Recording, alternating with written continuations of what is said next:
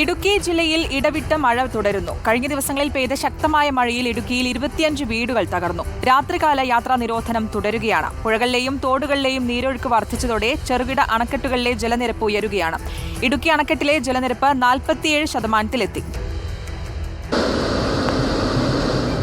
കഴിഞ്ഞ 2 ദിവസങ്ങളിലായി അതിശക്തമായ മഴയാണ് ഇടുക്കിയിൽ രേഖപ്പെടുത്തിയത്.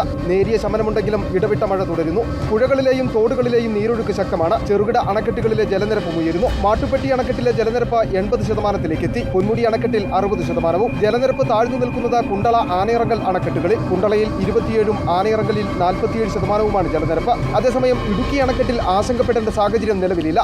ഇപ്പോഴത്തെ ജലനിരപ്പ് 47% മാത്രമാണ്. ജലനിരപ്പ് പരമാവധി സംഭരണശേഷിയിലെത്തിയതിനെ തുടർന്ന് കല്ലാർകുട്ടി, പാമ്പള, മലങ്കര അണക്കെട്ടുകൾ തുറന്നിരിക്കുകയാണ്. ശക്തമായ മഴയിൽ ഇടുക്കിയിൽ വ്യാപക നാശനഷ്ടങ്ങളും ഉണ്ടായിട്ടുണ്ട്. 23 വീടുകൾ ഭാഗികമായും 2 വീടുകൾ പൂർണ്ണമായും തകർന്നു.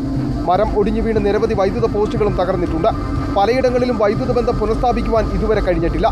ജില്ലയിൽ രാത്രികാല യാത്രയ്ക്കും നിരോധനം തുടരുകയാണ്. വരും മണിക്കൂറുകളിൽ മഴ അതിശക്തമായി തുടർന്നാൽ ചെറുകിട അണക്കെട്ടുകളിലെ ജലനിരപ്പ് ഇനിയും ഉയരും.